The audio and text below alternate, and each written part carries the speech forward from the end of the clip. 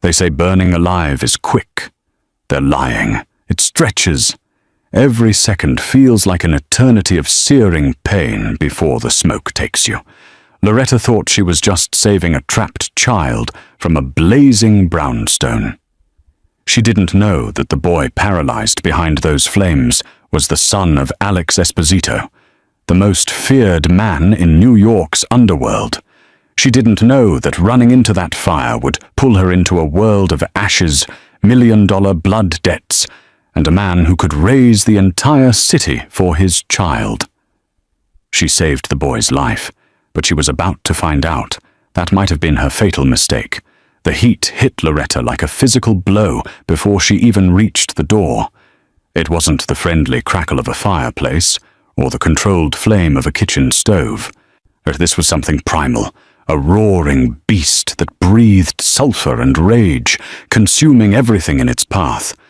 Black smoke poured from the second-floor windows of the brownstone, curling into the sweltering July sky like dark fingers reaching for escape. The crowd gathering on the sidewalk had their phones out, recording, always recording, never helping.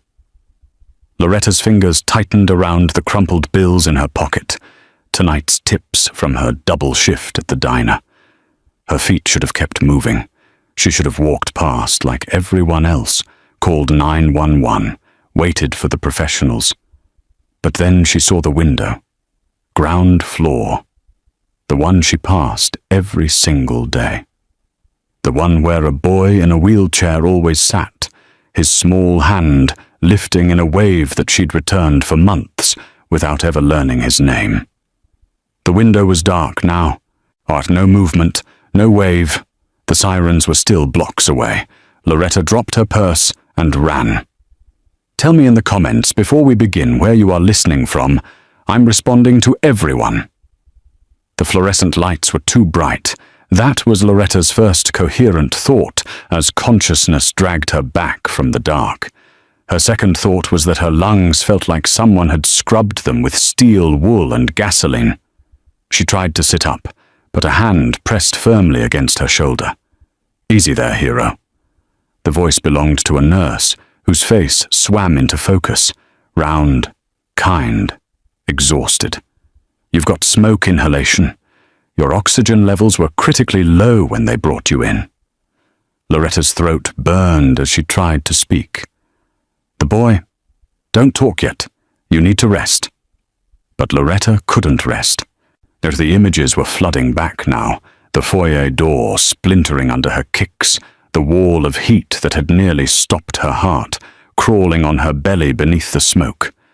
Finding him trapped under a fallen bookshelf, his thin legs useless beneath him, his eyes wide with the kind of terror that no child should ever know. She'd pulled him free. She remembered the weight of him in her arms, lighter than he should have been, as if fear had hollowed him out. She remembered stumbling through the smoke, her vision narrowing to a pinpoint, and then the cool shock of night air and strong hands taking the boy from her arms. Then nothing. The boy, Loretta rasped again, her voice like gravel. Is he okay? They got him out, right? The nurse's expression shifted, something that might have been confusion or concern. Let me get the doctor. 20 minutes later, Loretta found herself staring at two NYPD officers who looked like they'd rather be anywhere else. The older one, Detective Morris, had the weathered face of someone who'd seen too much and believed too little. His partner, a younger woman named Chen, stood by the door with her arms crossed, her expression unreadable. Miss Marino, Morris said, flipping open a notebook that had seen better days. We need to ask you some questions about tonight. I need to know if the boy is okay first. Morris exchanged a glance with his partner. What boy? The steel wool feeling in Loretta's lungs got worse. The boy from the apartment. Ground floor. He was in a wheelchair, paralyzed. I pulled him out. Miss Marino. Morris's voice had gone carefully neutral. at the tone of someone talking to a confused child or a potential mental patient. The building was empty. It's been condemned for 3 months. Squatters sometimes break in, but there was no one inside tonight. That's not true. Loretta tried to sit up straighter, ignoring the oxygen tube pulling at her nose. I saw him every day. He lived there. He waved at me from his window. There's no record of anyone living in that building, Chen cut in, her voice crisp. No utilities, no lease agreements, no tenant registry, nothing. Then check the hospital records. He would have been brought in. Smoke inhalation, maybe burns. We checked. Morris closed his notebook with a finality that made Loretta's stomach drop. No child matching that description was admitted to any hospital in the tri-state area tonight, but no child was pulled from that fire, except in your statement. The room felt like it was tilting. But I carried him out. The firefighters took him from me. The firefighters say you stumbled out of the building alone and collapsed. Morris's expression had shifted from neutral to something that looked almost pitying. You were severely oxygen deprived, Miss Marino. Smoke inhalation can cause hallucinations, false memories. The mind tries to make sense of trauma. I didn't hallucinate a 30-pound child. Loretta's voice cracked, and she hated herself for it. I felt his weight. I felt his arms around my neck. He was real. Chen stepped forward, her hand resting on the rail of the hospital bed. Miss Marino, we understand you've been through something traumatic, but we need you to understand something too. That building was empty. There was no boy. And if you keep insisting there was, we're going to have to consider that you might be experiencing a psychiatric episode. The implication hung in the air like smoke. If she kept pushing, they'd label her unstable. They'd make this her problem instead of their mystery. Morris pulled out a card and set it on the bedside table. If you remember anything else, anything real, give us a call. For now, get some rest. And Miss Marino? He paused at the door. Maybe think twice before running into burning buildings. Heroics are for people with training and insurance. They left her there, alone with the beeping monitors and the fluorescent lights, and the absolutely certainty that she had not imagined the weight of a child in her arms, or the fear in his dark eyes. Someone was lying, and Loretta had a sinking feeling that finding out why might burn her worse than the fire had. Loretta was back at work 3 days later because her mother's medication didn't pay for itself, and the hospital bill certainly wasn't going to disappear through wishful thinking. The Starlight Diner on Amsterdam Avenue wasn't much.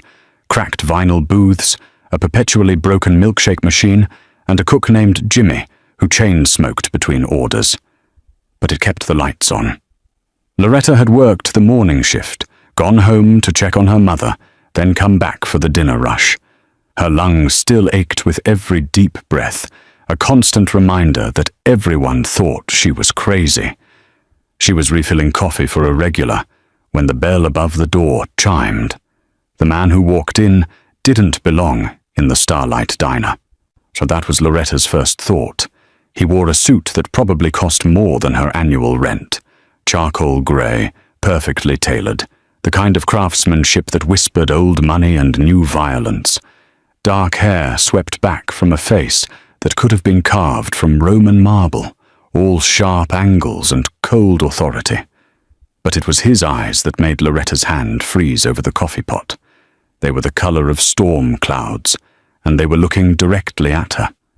2 men followed him in, broad-shouldered and alert in a way that screamed private security.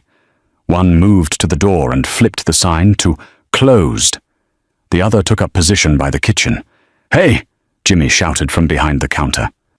"We don't close for another—" The man in the suit pulled out a wallet and placed $500 bills on the counter without looking at Jimmy. "You do now?" Jimmy looked at the money, then at Loretta.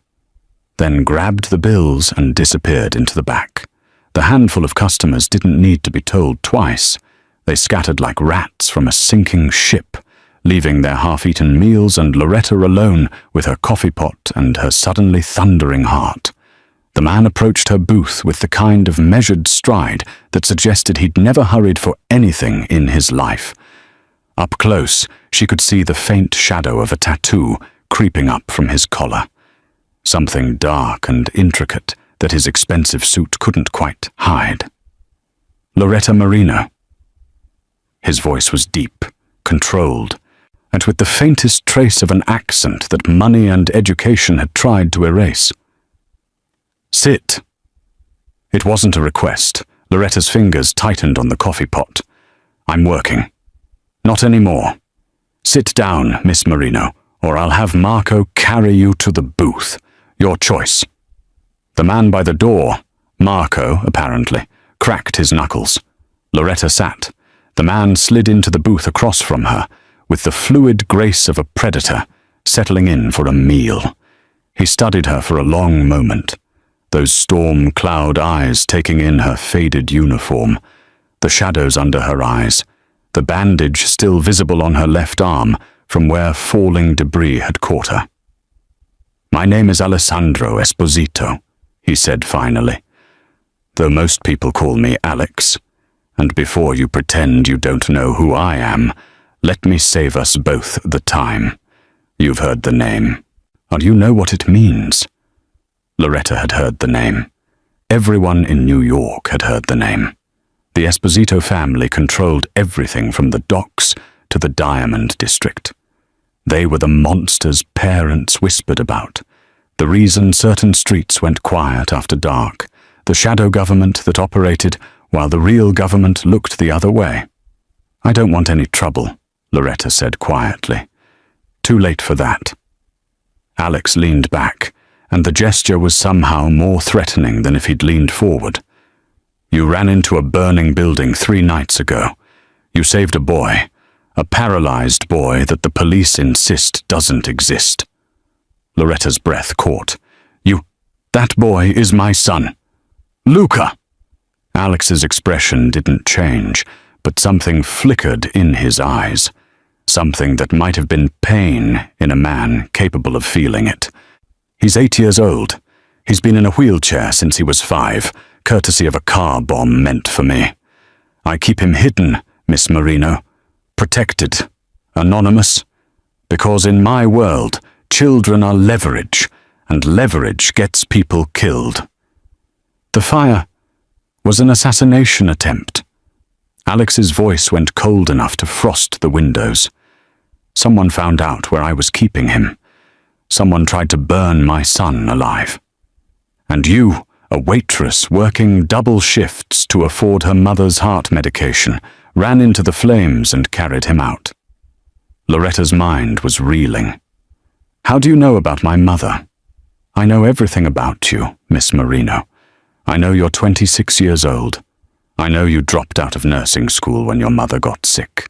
I know you take the express bus home because you're afraid of the subway at night. I know you've been eating ramen for a week because you're behind on bills. He paused. I also know that my son spoke to you. He didn't say anything. Exactly. Alex leaned forward now, and Loretta saw something in his face that looked almost human. Luca hasn't spoken since the bombing. Selective mutism, the doctors call it. But in the hospital, while you were unconscious and he was being checked over, he asked the nurse if the pretty lady who smells like cinnamon was okay. Those were the first words he's spoken in 3 years. Loretta couldn't breathe. The weight of what he was saying pressed down on her chest, worse than the smoke had. I need someone to take care of my son, Alex said. Someone he trusts. Someone brave enough to run into fire for a child she's never even met. And someone who can't be bought by my enemies because... He gestured at the diner around them. You're already surviving on nothing. I'm not a babysitter for the mob. No. Alex smiled, and it was the most terrifying expression Loretta had ever seen. "You're going to be much more than that. You're going to live in my home, care for my son, keep him safe. And in return, I'll pay off your mother's medical bills, give you a salary that will make your diner wages look like pocket change, and ensure that no one ever threatens you or your family again. And if I say no?" Alex stood, buttoning his suit jacket with deliberate precision. "Then I walk out that door, and you go back to your coffee pot and your ramen dinners. But understand this, Miss Marino. Someone tried to kill my son once. They'll try again. And the next time there's a fire, I won't be there to make sure there's someone brave enough or foolish enough to run inside." He placed a business card on the table. "You have 24 hours to decide. Choose wisely." He was gone before Loretta could find her voice, his security detail melting out the door behind him like shadows at dawn. Loretta sat alone in the empty diner, staring at the card.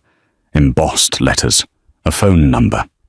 No address, because men like Alessandro Esposito didn't need to advertise where they lived. Her hands were shaking. She had 24 hours to decide if she was going to walk into another kind of fire entirely. The car that picked up Loretta wasn't what she expected. She'd imagined something ostentatious, a stretch limousine with tinted windows and chrome accents. Instead, a sleek black sedan pulled up to her mother's apartment building at exactly 8 in the morning, so understated it could have belonged to any corporate executive. Except corporate executives didn't usually employ drivers who checked their shoulder holsters before opening the passenger door. Her mother had cried when Loretta explained where she was going. Not the full truth, never the full truth, but enough. A private care position for a wealthy family. Live-in. Excellent pay. Her mother's medications were already paid for, transferred into her account by someone with enough power to make hospital billing departments move at supernatural speed. "Be careful, baby," her mother had whispered, clutching Loretta's hands with fingers made fragile by illness. "Rich people don't give away money for nothing." Loretta knew that, or she just didn't know yet what the real price would be. The drive took 40 minutes, leaving Manhattan behind for the manicured wealth of Westchester County. They turned off the main road onto a private drive, flanked by iron gates that rolled open silently. Operated by guards Loretta couldn't see but knew were watching. The driveway curved through perfectly maintained grounds, ancient oaks, sculptured hedges, a fountain that looked like it had been imported from a Venetian palazzo. Then the house came into view, and Loretta understood that calling it a house was like calling the ocean a puddle. The Esposito estate was a fortress disguised as old money architecture. 3 stories of grey stone and tall windows, with wings that stretched out like protective arms. Security cameras tracked their approach from discreet mountings, or more guards, these ones visible, patrolled the perimeter with the disciplined spacing of military personnel. The message was clear. Nothing got in or out of here without Alessandro Esposito's permission. The car stopped at the front entrance.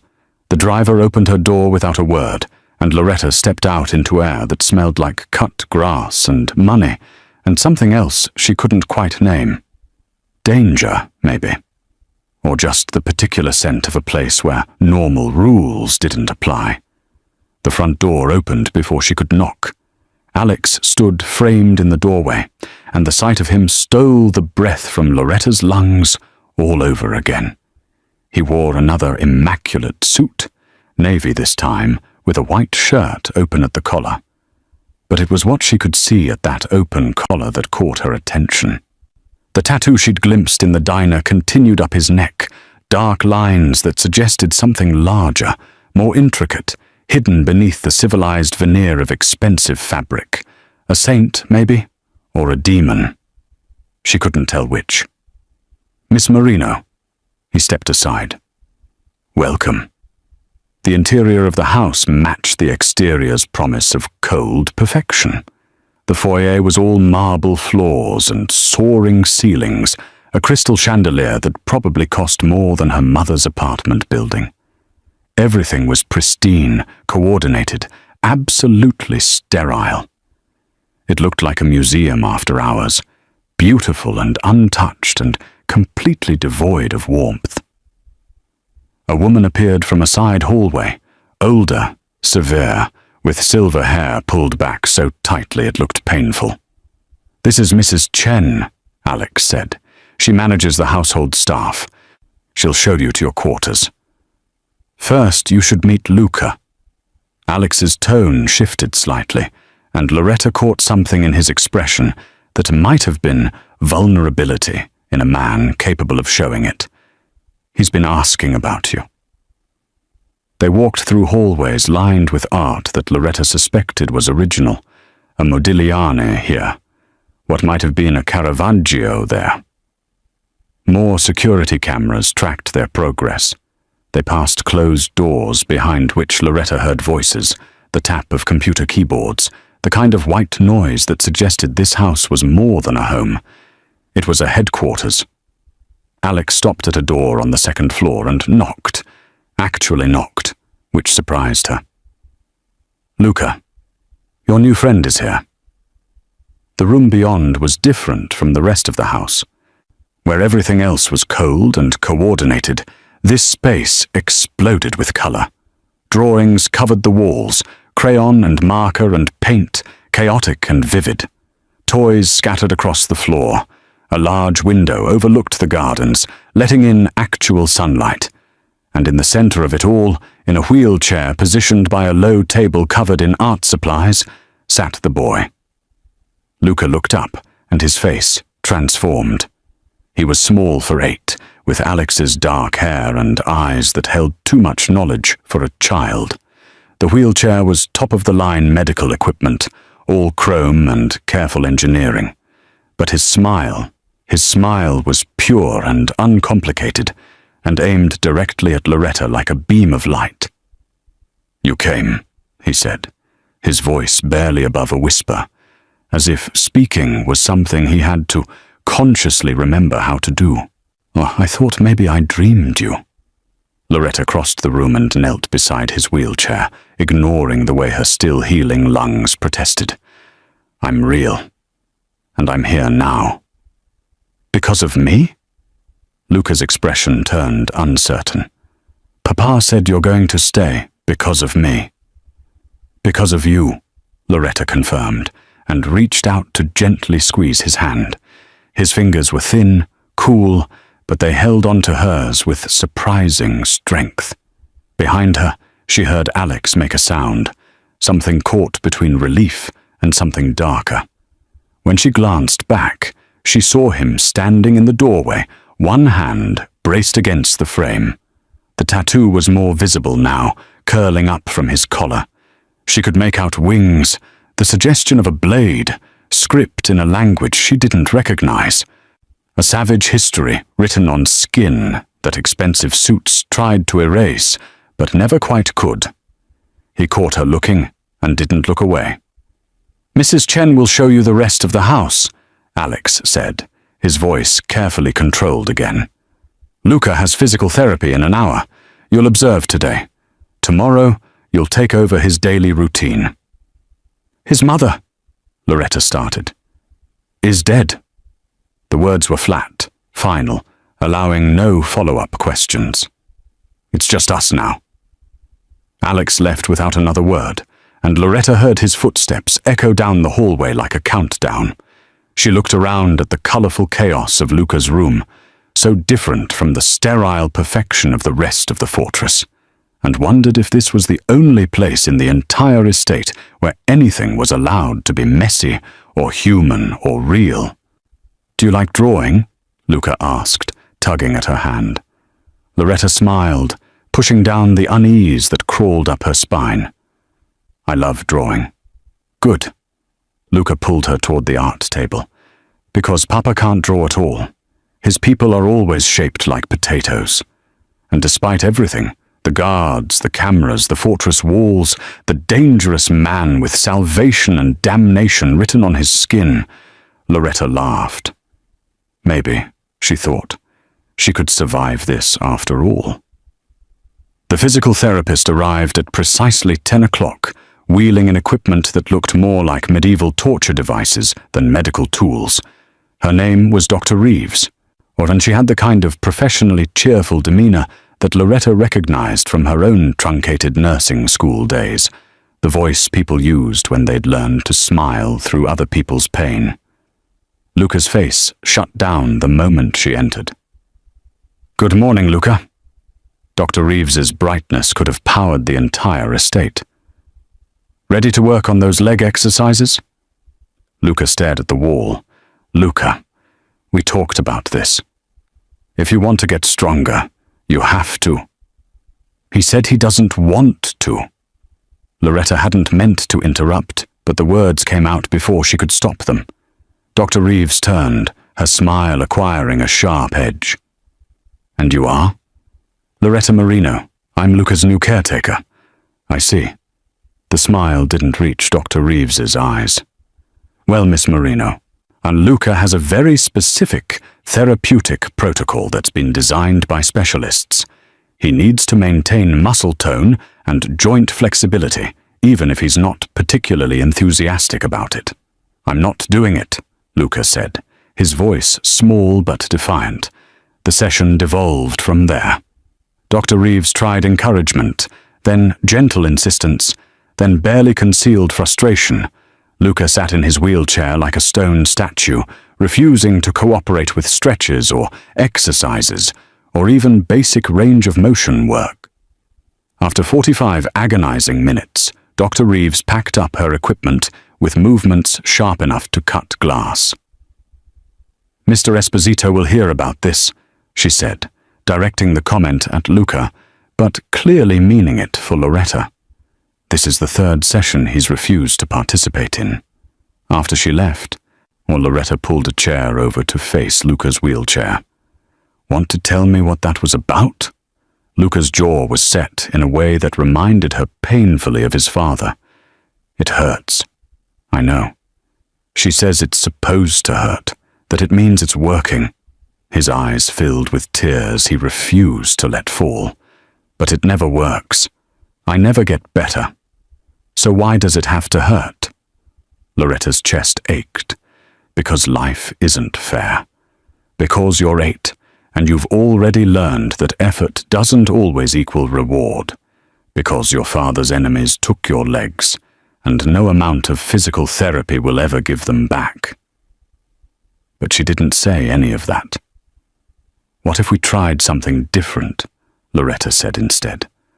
"Something that's not about getting better, just about feeling better?" Luca looked at her with cautious hope. "Or like what?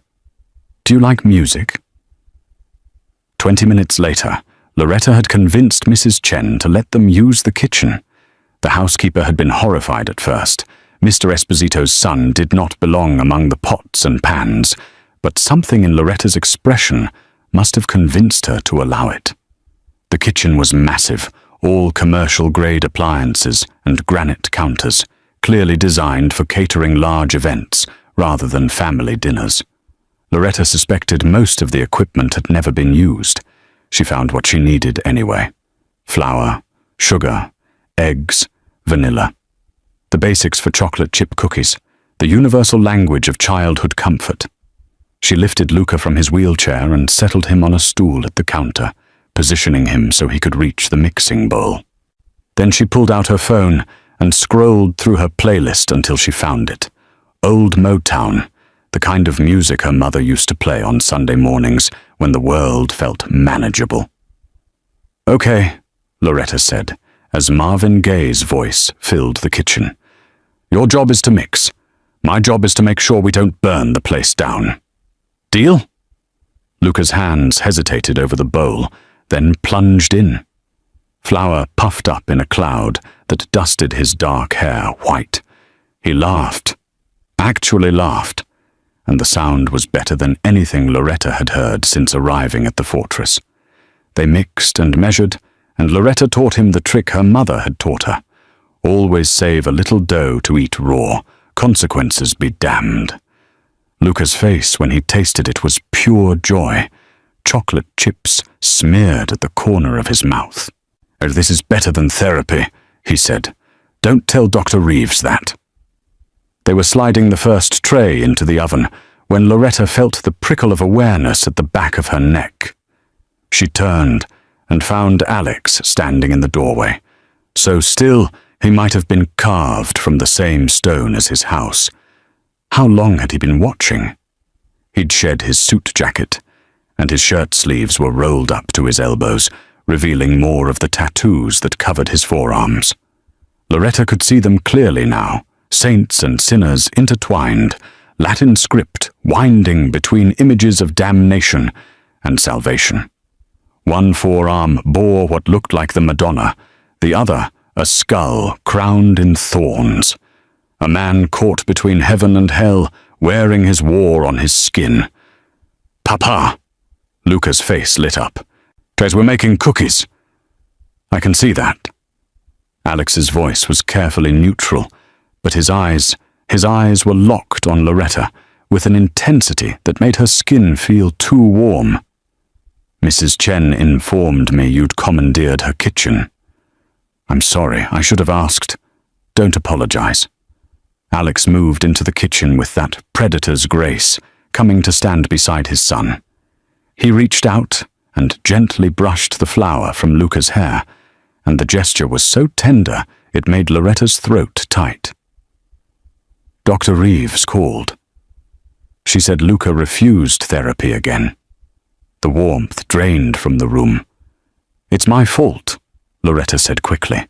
"I should have encouraged him to—" "She also said," Alex continued, his gaze shifting from Luca to her, "that in the 5 minutes after you spoke to him, he was more responsive than he'd been in the last 3 sessions combined." He paused. "She recommended I fire her and hire you instead." Loretta blinked. "What?" "I told her that wasn't possible, since you're not a licensed physical therapist." Alex's expression remained unreadable. "But I also told her that her services were no longer required. You'll coordinate Luca's care going forward. Do what works. Clearly you have better instincts than the specialists I've been paying." "I don't have any medical training." "You have something better."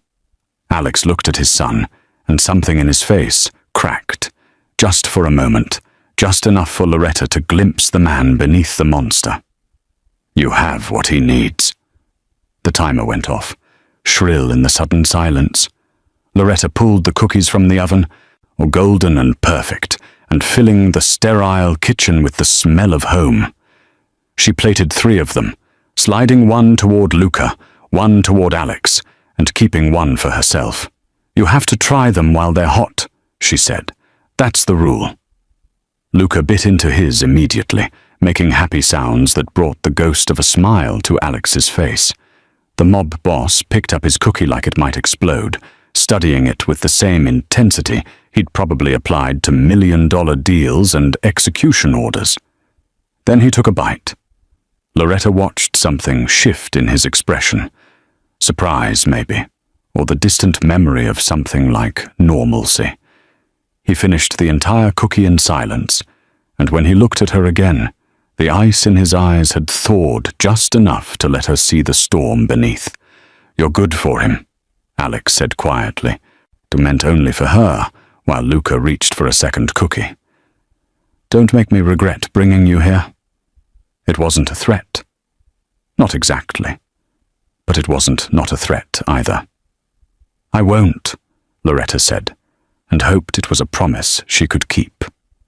Alex left them there in the warm kitchen, and Loretta watched him go, noticing the way his shoulders carried weight that no expensive suit could hide.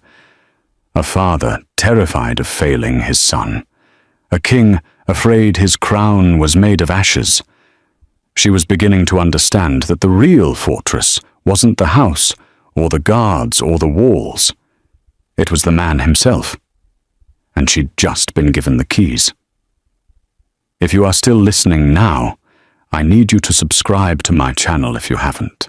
Your subscription means a lot to me, more than you know. Thank you, stranger." But Loretta had been living in the fortress for 2 weeks when Mrs. Chen asked her to help with the laundry. The regular girl called in sick, the housekeeper said, her tone suggesting that calling in sick was a moral failing.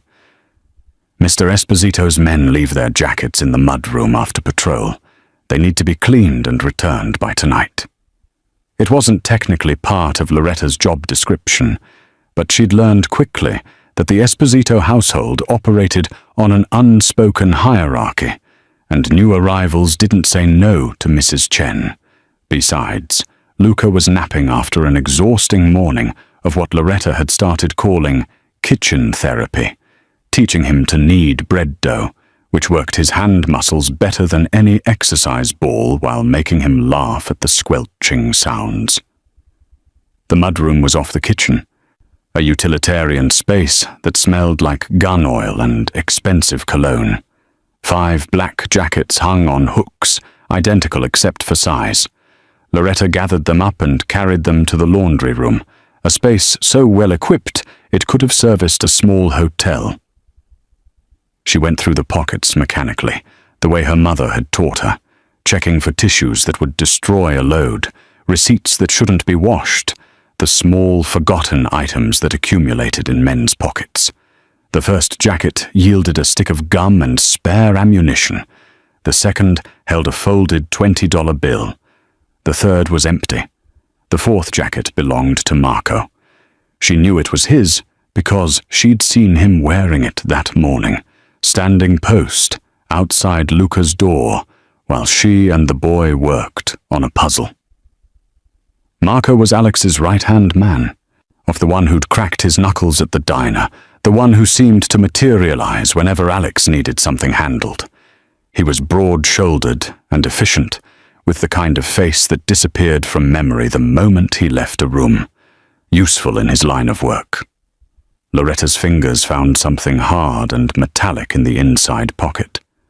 She pulled out a Zippo lighter, heavy and well used, the chrome finish worn at the edges from years of handling. It was engraved with something. She tilted it toward the light and made out a wolf's head, crude but distinctive, the kind of personal item a man carried for years, maybe decades. She shouldn't have opened it. She knew that, even as her thumb flicked the top. The smell hit her immediately, sharp, chemical, unmistakable. Not lighter fluid, accelerant, or the same smell that had filled her nose and lungs as she'd crawled through the burning brownstone, the scent that still sometimes woke her at 3 in the morning, gasping. Loretta's hands started shaking. She closed the lighter carefully and stood there in the laundry room, her heart hammering against her ribs. There could be innocent explanations. Maybe Marco smoked. Maybe the lighter was old and the fuel had degraded. Maybe she was paranoid, seeing threats where there were none, because she was living in a house full of dangerous men, and her nerves were shot. But she kept seeing the brownstone engulfed in flames, kept feeling the heat that had nearly stopped her heart, kept remembering Luca's terrified eyes as she'd pulled him from beneath that fallen bookshelf. "Someone found out where I was keeping him," Alex had said, "'cause someone tried to burn my son alive." Loretta's nursing school instincts kicked in, the same instincts that had made her decent at triage, at separating genuine emergencies from false alarms. She needed more information. She needed to be sure before she accused Alex's most trusted man of trying to murder his child. She took out her phone and photographed the lighter from every angle, capturing the wolf's head engraving, the worn finish, the distinctive markings. Then she opened it again and photographed the inside mechanism, the fuel chamber, everything.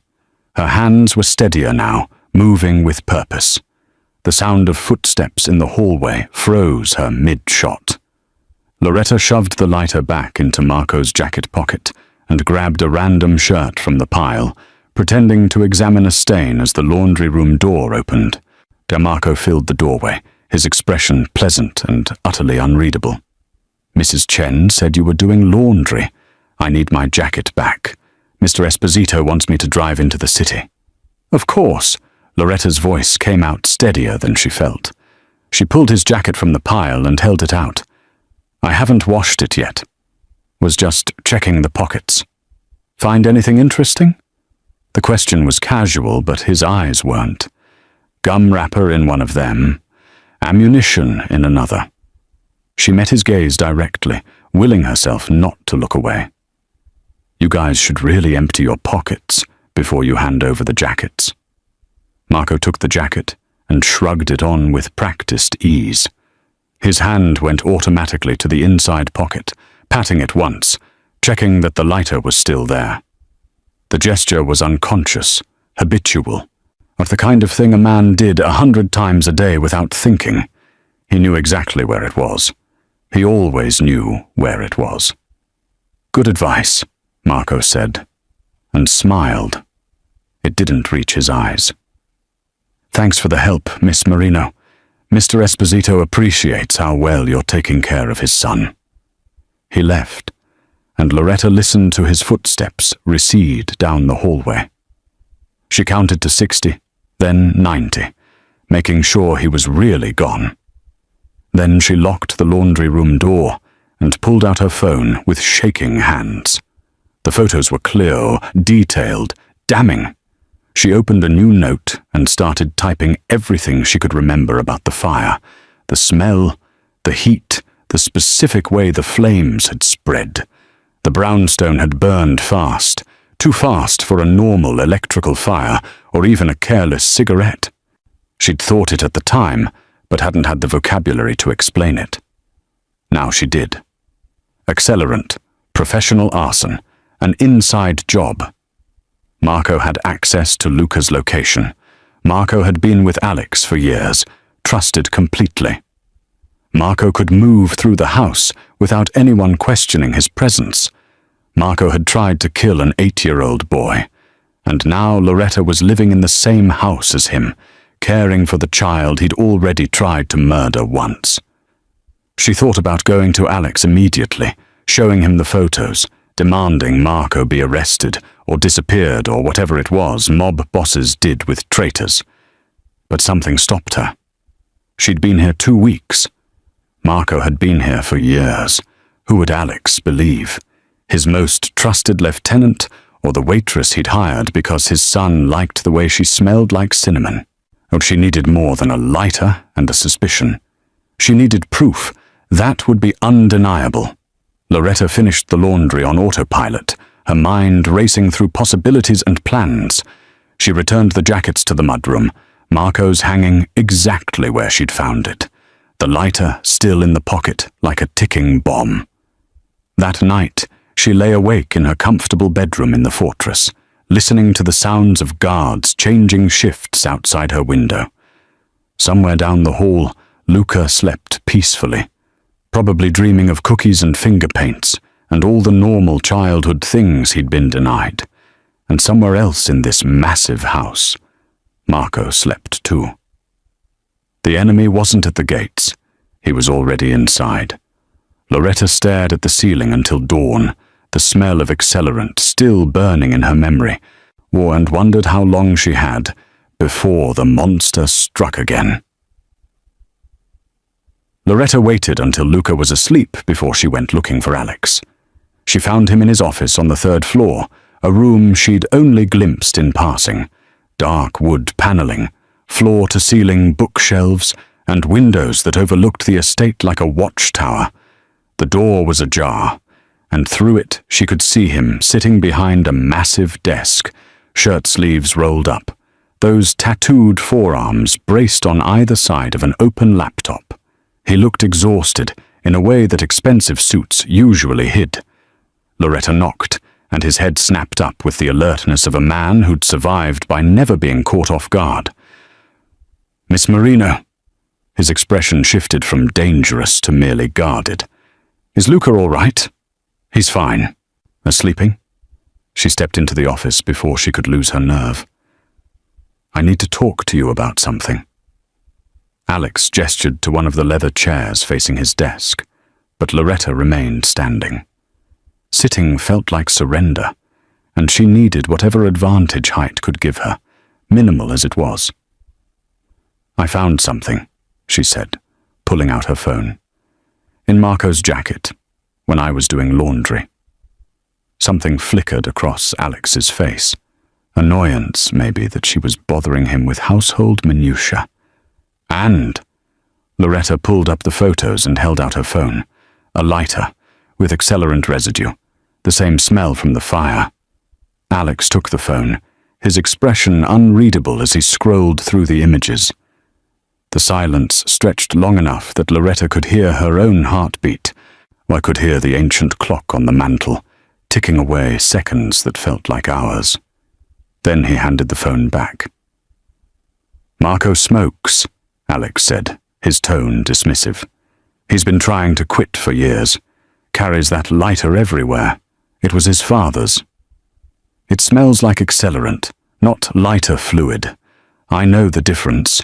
You know the difference." Alex's voice went cold.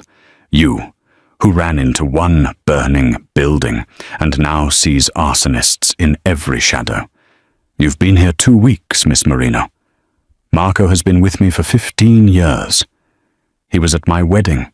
He held Luca the day he was born. He took a bullet meant for me in 2019. The words hit like physical blows, but Loretta stood her ground. "That doesn't mean...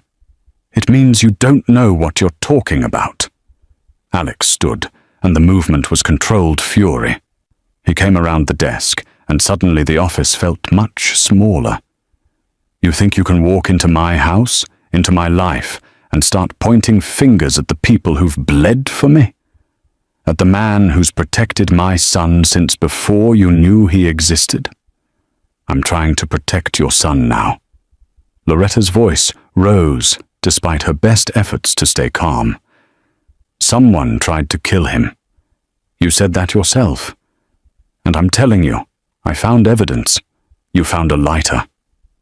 Alex was close now, close enough that she could see the gold flecks in his storm cloud eyes, could smell his cologne, something dark and expensive that probably cost more than her monthly salary.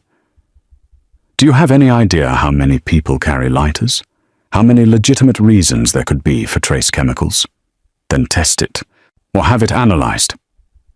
I'm not going to waste resources investigating my most trusted man because the help got spooked doing laundry." The words were calculated cruelty, designed to put her in her place. They worked. Loretta felt the sting of them, the reminder that no matter how much Luca liked her, no matter how many cookies they baked together, she was still just the waitress Alex had bought to keep his son happy. "Fine." She turned to leave, her hands clenched into fists at her sides. "When something happens, and it will happen, remember that I tried to warn you." "Is that a threat, Miss Marino?" She spun back to face him. "It's a promise. You're so busy trusting the wrong people that you can't see what's right in front of you. Marco had access. Marco knew where Luca was. Marco would die for my son." Alex's voice was deadly quiet now, the kind of quiet that preceded violence. "Can you say the same?" "I already almost did." The words exploded out of her, raw and furious. "I ran into fire for a child I'd never met. I breathed smoke and burned my skin and collapsed because I couldn't let him die. So yes, I can say the same. What I can't say is whether you'll believe me before it's too late." The air between them crackled with something that wasn't entirely anger. "You don't understand the world I live in," Alex said, but his voice had lost some of its edge. "Everyone wants something. Everyone has an angle. People don't just run into burning buildings out of the goodness of their hearts." "I did." "Why?" He moved closer, and now there were only inches between them. "Why would you risk your life for a stranger's child? What were you hoping to gain? Loretta's laugh was bitter. Hoping to gain. I was hoping not to have to live with watching a kid die because I was too scared to act. I was hoping not to become one of those people filming instead of helping. I was hoping... Her voice cracked. I was hoping to do one good thing in a world that feels like it's burning down around us every single day. Alex stared at her, and something in his expression shifted. The armor cracked, just slightly, just enough for her to see the exhaustion beneath it. The fear, the crushing weight of keeping his son alive in a world that wanted him dead. You think I don't know Marco's capable of betrayal? Alex's voice was quiet now, almost defeated. You think I don't lie awake every night wondering which of my men will be the one to put a bullet in my head? I know what I am, Miss Marino. I know what I've built. But I have to trust someone, or I might as well put Luca in a bunker and never let him see daylight again. Then trust me. Loretta held his gaze. Just this once. Look into it. Please. They stood there in the dim office, close enough to touch, the tension between them transforming into something neither of them wanted to name. Alex's eyes dropped to her mouth, then back up, and Loretta saw him consciously step back, putting distance between them like it physically hurt. I'll have someone look into it, he said finally. Quietly. But if you're wrong, if you've damaged my relationship with one of my best men over nothing, there will be consequences. And if I'm right... Alex's expression went dark. Then Marco won't live long enough to regret it. He moved back to his desk, effectively dismissing her. But as Loretta reached the door, his voice stopped her. Miss Marino. She turned. You were right. About the therapy. About the cookies. About what Luca needs. He wasn't looking at her, his attention fixed on the papers scattered across his desk. Don't make me regret trusting you about this too. It wasn't an apology. Men like Alessandro Esposito didn't apologize. But it was something. Loretta left him there, her heart still racing, her skin still tingling from standing so close to him. She made it halfway down the hallway before she had to stop and lean against the wall, pressing her palms flat against the cool surface. That tension in the office hadn't just been about Marco, or the lighter, or trust. That had been something else entirely. Something dangerous. Something that could burn them both worse than any fire. Loretta pushed off the wall and headed back to her room, but she knew she wouldn't sleep. Not tonight. Not with the memory of Alex's eyes on her mouth. Not with the knowledge that the enemy was close and getting closer. The fortress walls were strong, but they couldn't protect against what was already inside. And she wasn't sure anymore which threat scared her more. Marco's lighter, or the way her pulse had jumped when Alex had stepped close enough for her to count his heartbeats. Alex left at dawn. Loretta heard his car pull out of the circular drive from her bedroom window, watched the tail lights disappear through the iron gates. He'd mentioned the meeting the night before, something about territory disputes and negotiations that required his physical presence. He'd be gone until late evening, maybe longer. Marco was driving him. That detail had made Loretta's stomach clench, but Alex had dismissed her concerns with a look that said the conversation was over. Whatever quiet investigation he'd promised hadn't yielded results. Or maybe he'd never actually started one. Either way, he trusted Marco enough to put his life in the man's hands for a 6-hour round trip. Loretta had spent the night memorizing the guard rotations, the camera blind spots, the rhythms of the house. If Marco was going to make a move, it would be today, while Alex was gone and the fortress's king was away from his castle. She kept Luca close all morning. They made breakfast together. French toast with strawberries, Luca's favorite.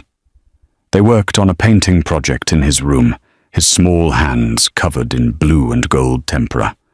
She taught him a card game her mother had taught her, and his laugh echoed through the colorful chaos of his space like music. It was almost noon when the lights went out. Not gradually. Not like a blown fuse or a tripped breaker. Every light in the house died simultaneously, plunging them into the grey dimness of a cloudy day filtered through windows. The ever-present hum of electronics, security systems, computers, cameras, went silent. Luca looked up from his cards, confused. What happened? Loretta was already moving toward the door. Stay here. I'm going to check. The door opened before she reached it. Marco stood in the hallway, and the pleasant expression he usually wore had been replaced by something else entirely. Something cold and purposeful. He held a gun in one hand, casual and competent, like it was an extension of his body. Step away from the boy, he said. Loretta's mind raced through options, calculating distances and probabilities. She was between Marco and Luca, but that advantage meant nothing against a bullet. The panic button Alex had shown her, the one that would summon every guard on the property, required electricity. The cameras were dead. The hallway was empty because Marco had chosen his timing perfectly during the shift change when coverage was thinnest. You don't have to do this, Loretta said, her voice steadier than she felt. But whatever they're paying you, you don't know anything about what I have to do. Marco moved into the room, and Loretta noticed he was wearing gloves. No fingerprints, no evidence. You should have minded your own business, should have just kept making cookies and playing house, but you had to go digging. Behind her, she heard Luca's wheelchair move, heard his small voice say, "Loretta? It's okay, sweetheart." She didn't dare turn around, didn't dare take her eyes off Marco. Everything's going to be okay. Touching. Marco's smile was a razor blade. Really? But I've got a schedule to keep. You can make this easy or hard, Miss Marino. Your choice. Loretta lunged for the art table, grabbing the scissors they'd been using to cut paper. It was a pathetic weapon against a gun. But it was something. She turned. Thus putting herself fully between Marco and Luca, the scissors held out like a knife. "You'll have to go through me." "Yeah," Marco said. "I figured." He moved faster than she expected, closing the distance in 2 strides. Loretta slashed with the scissors, felt them connect with his forearm, saw blood bloom through his shirt. Marco cursed and backhanded her with the gun, the metal connecting with her temple in an explosion of white pain. Loretta hit the floor hard, her vision swimming. She tried to get up, tried to move, but her body wouldn't cooperate. Through the ringing in her ears, she heard Luca screaming, heard the sound of his wheelchair being grabbed. "No!" She managed to push herself to her knees, tasted blood in her mouth. Marco was already at the door, Luca thrashing in his arms. The boy was stronger than he looked, so fighting with everything he had, his fists connecting with Marco's face and chest. But it wasn't enough. It was never going to be enough. "Loretta!" Luca's scream was raw terror. She tried to stand, but Marco turned and kicked her in the ribs. The air left her lungs in a rush, and she collapsed, gasping. The last thing she saw before the darkness took her was Luca's face over Marco's shoulder, tears streaming down his cheeks, his mouth forming her name. Then nothing. Loretta woke to absolute darkness and the smell of motor oil. Her head throbbed where Marco had hit her, and her ribs screamed with every breath. She tried to move and realized her hands were zip-tied behind her back, ankles bound together. The surface beneath her was rough carpet, vibrating with the rhythm of movement. A trunk. She was in the trunk of a car. The panic clawed at her throat, but she forced it down, forced herself to think. How long had she been unconscious? Where was Luca? The car was moving. which meant they were already away from the estate, already beyond the reach of Alex's guards. She tested the zip ties, twisting her wrists.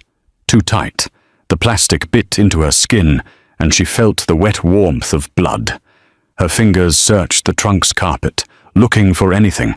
A tool, a latch, a weapon. Nothing. The car hit a pothole, and Loretta's head bounced against the trunk floor, sending fresh sparks of pain through her skull. She bit back a scream and kept searching, her fingers finally finding the emergency release handle that all modern cars were required to have. She pulled. Nothing happened. Marco had disabled it. Of course he had. But he'd probably disabled everything. The GPS, the OnStar, any system that could track the vehicle. He'd been planning this for weeks, maybe months, waiting for the perfect opportunity, and she'd given it to him by warning Alex, by making Marco aware that she knew.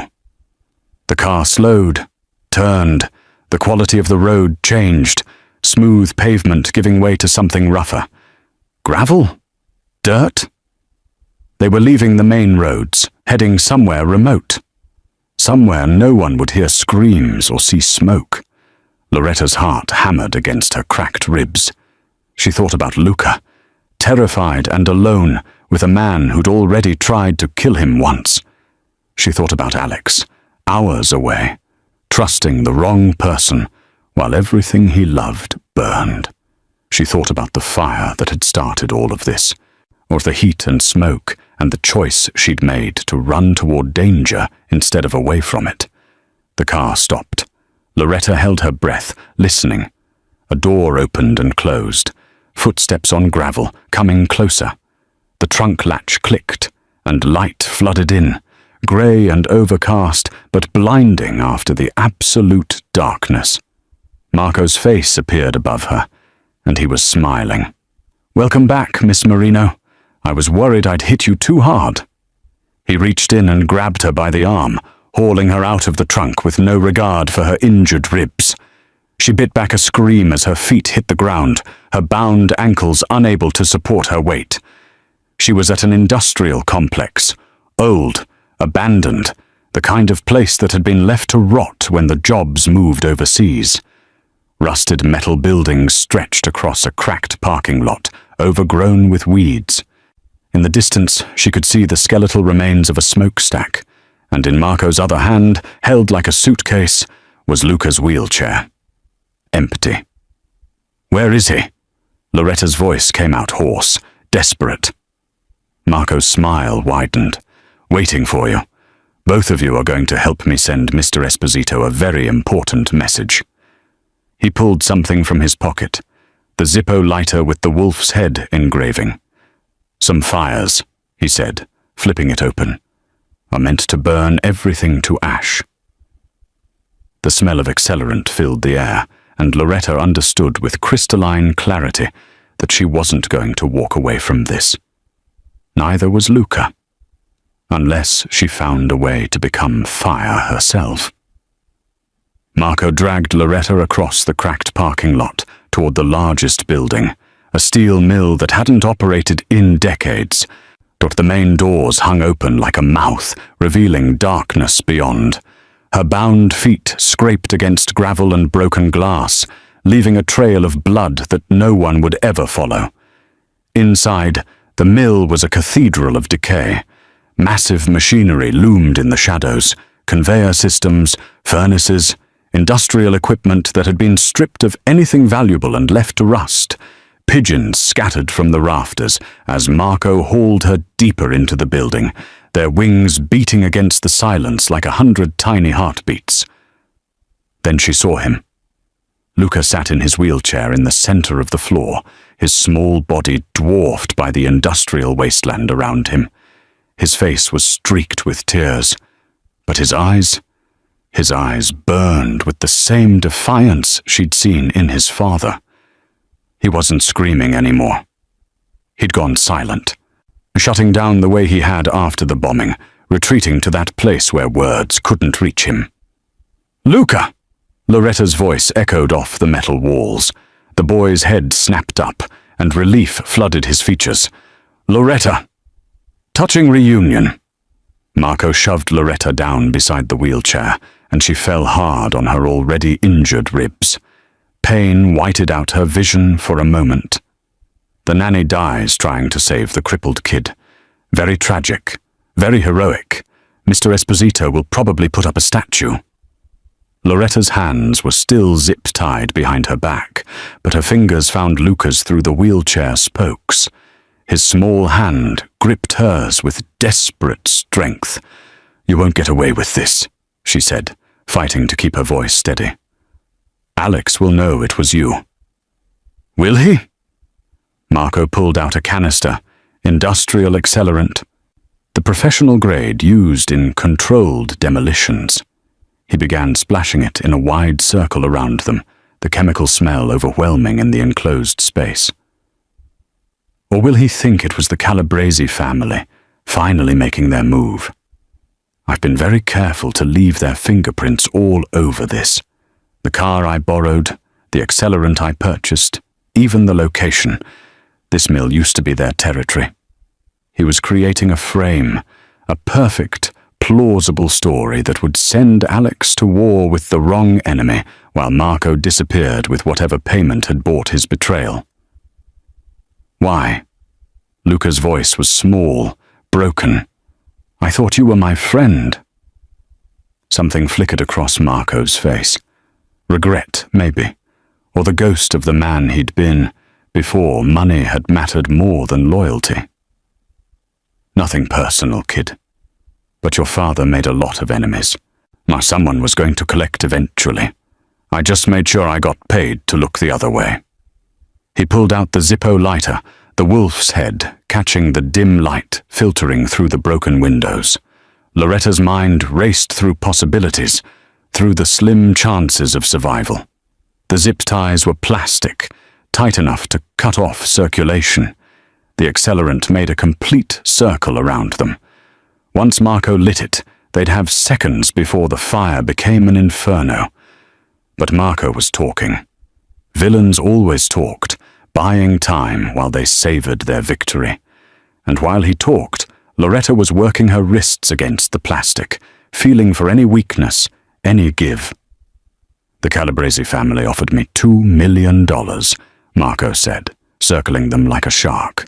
$2 million to make sure the Esposito heir didn't make it to adulthood. They wanted it to look natural at first, an accident, a tragedy. But you survived that fire, kid. And when the pretty waitress started asking questions, I knew I had to accelerate the timeline." Loretta felt the zip tie shift. Her wrists were slick with blood, and the plastic was beginning to give. Just a little more. "Alex trusted you," she said, keeping Marco's attention on her while she worked. "He would have died for you. And that's why it was so easy." Marco smiled. "Trust is a weakness in our world, Miss Marino. Mr. Esposito forgot that. I'm just here to remind him." He flicked open the Zippo. Loretta felt the zip tie snap. Everything happened at once. Marco touched the lighter to the accelerant. Flames erupted in a circle, racing around them with hungry speed. Loretta's hands came free, and she grabbed Luca, hauling him out of the wheelchair just as the fire reached it.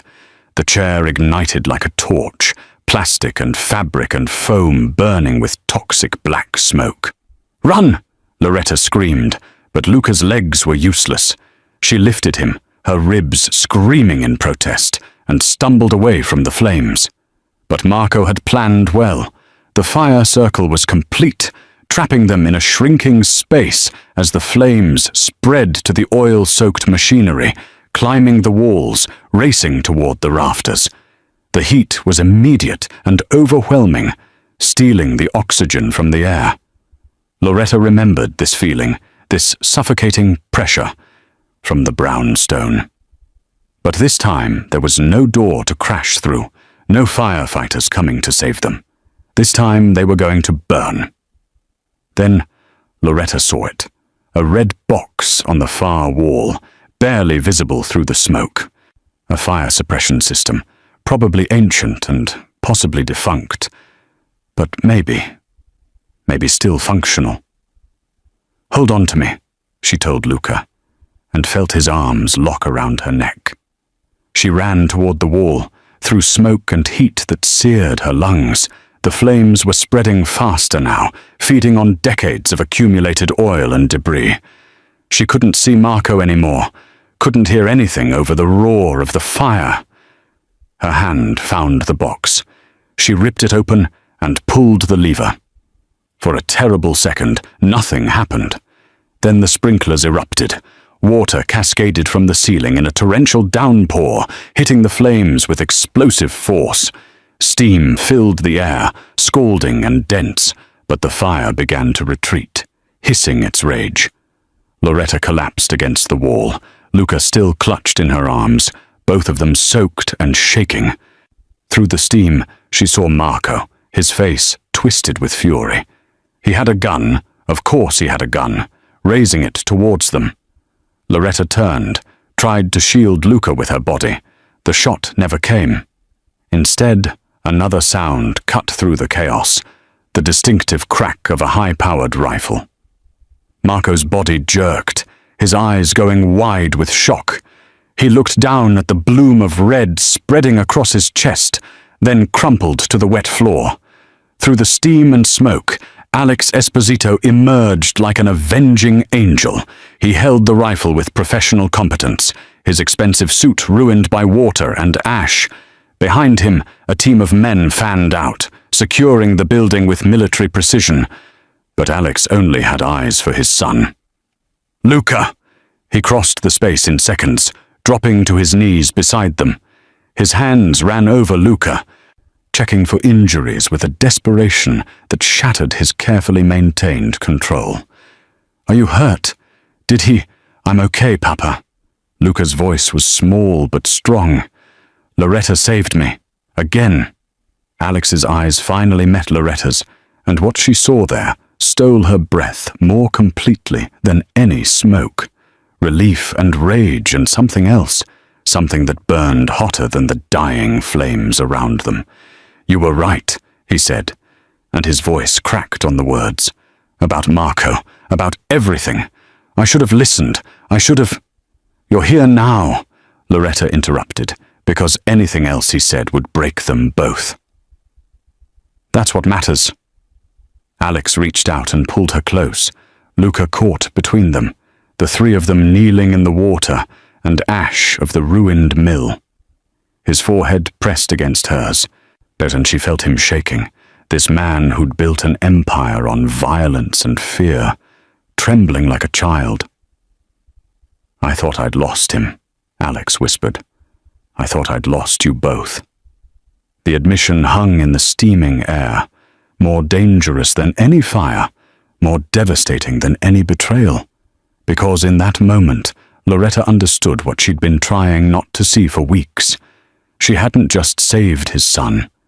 She'd claimed his heart, and in this world of ashes and violence, that might be the most dangerous thing of all.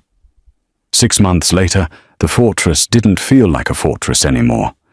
Loretta noticed it in small ways first, the way sunlight seemed to reach corners that had been dark before, the way laughter echoed through hallways that had only known silence. Mrs. Chen hummed while she worked now, and the guards smiled when Luca wheeled past them, his chair decorated with stickers he'd applied himself in a riot of color and chaos. The house had learned to breathe. Luca was the most visible change. He'd started physical therapy again, but with a new therapist who understood that progress didn't always look like medical textbooks said it should. He was speaking in full sentences now, telling elaborate stories about dragons and knights and waitresses who ran into burning buildings. His room had expanded into the adjacent space, filled with art supplies and adaptive equipment and the beautiful mess of a childhood reclaimed. But the biggest change was Alex. He still wore the expensive suits, still carried himself with that controlled power that made grown men step aside. But the ice in his eyes had thawed, or replaced by something warmer, something almost human. He'd stepped back from the family business as he called it, delegating the violence to others while he focused on the legitimate enterprises that had always existed in the shadows of his empire.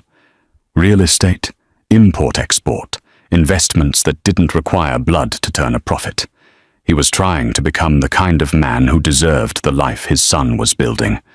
The kind of man who deserved her. Loretta found him in the garden on a Sunday afternoon in early autumn. She'd been looking for Luca and discovered instead Alex kneeling by the rose beds, his sleeves rolled up, dirt under his fingernails. The tattoos on his forearms were fully visible in the golden light. All those saints and sinners, the visual history of a man trying to find redemption. "This is new," Loretta said, and he looked up with a smile that still had the power to stop her heart. Luca wanted a butterfly garden. Apparently, they need specific flowers. Alex gestured at the freshly turned earth, the careful arrangement of milkweed and coneflowers. "I've killed men for less than what these plants are costing me, but my son wants butterflies, so I'm learning about pollination." Loretta laughed, the sound carrying across the manicured lawn. Alessandro Esposito, mob boss turned gardener. The tabloids would have a field day. Former mob boss. He stood, brushing dirt from his hands. "I'm a legitimate businessman now. Ask my accountant." "Your accountant is terrified of you." "As he should be. I pay him very well to be terrified." Alex's expression softened as he looked at her, and Loretta felt the familiar flutter in her chest that had become constant over the past months. They'd been dancing around this thing between them, this attraction that had started in anger and evolved into something neither of them quite knew how to name. They hadn't acted on it. Not with Luca to consider, not with the weight of everything that had happened still fresh. But it was there, constant and patient, waiting for the right moment. "Walk with me," Alex said, and offered his hand. They walked through the garden, past the fountain, where goldfish now swam in water that caught the afternoon sun like liquid gold. Past the bench where Luca liked to read, decorated with the cushions Loretta had chosen because the estate needed color, needed softness, needed proof that beauty could exist without coldness. Alex stopped at a small clearing where a new tree had been planted, a Japanese maple, its leaves already turning crimson with the season. "I planted this the day after the mill," Alex said quietly. "A life for a life. My accountant thinks I'm losing my mind, spending money on therapy and trees instead of territory. But I'm tired, Loretta. Tired of building empires on ash. Tired of being the monster in my son's bedtime stories." Turned to face her, and the vulnerability in his expression was more devastating than any weapon. "You walked through fire for us, twice. You didn't ask what we could give you, or what you would gain. You just ran toward the flames because that's who you are." His hand reached up to cup her face, thumb brushing her cheekbone. "I want to be the kind of man who deserves that. The kind of man who would walk through anything for you." Loretta's breath caught. "Alex, I'm not good at this," he continued, and she heard the frustration in his voice, the struggle of a man more comfortable with violence than vulnerability. "I don't know how to be soft or safe or any of the things you probably deserve. But I know that when I thought Marco had killed you, something in me broke that I didn't know could break. And I know that Luca lights up when you walk into a room in a way he never did before you came into our lives." He reached into his pocket and pulled out a small velvet box. When he opened it, Loretta's eyes burned with sudden tears. The ring was stunning, a ruby surrounded by diamonds, the stone the deep red of fire and passion and blood. It caught the light like a living thing, that like all the flames they'd survived distilled into something beautiful. "I'm not asking you to marry a mob boss," Alex said, dropping to one knee in the dirt of his butterfly garden. this man who'd ruled an empire, now kneeling before a waitress who dared to save his son. I'm asking you to marry a father who's trying to do better, a man who's learning about butterflies and therapy, and how to be someone his family doesn't have to fear. Marry me, Loretta. Walk through life with me, and I promise I'll spend every day trying to be worthy of the woman who ran into fire for us. Tears spilled down Loretta's cheeks as she dropped to her knees in front of him, taking his scarred, tattooed hands in hers. Yes. Yes, of course, yes. The kiss was soft at first, tentative.